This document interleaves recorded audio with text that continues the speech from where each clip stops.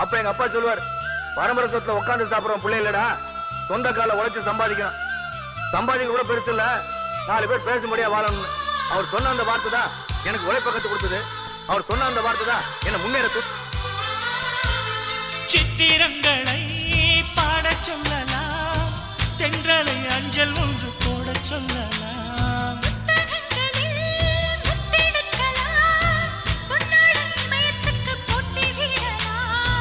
பூமிக்கு பொட்டு வைத்து பார்க்கலாம் பார்க்கலாம், பூவுக்கும் ஆடை தைத்து போடலாம்.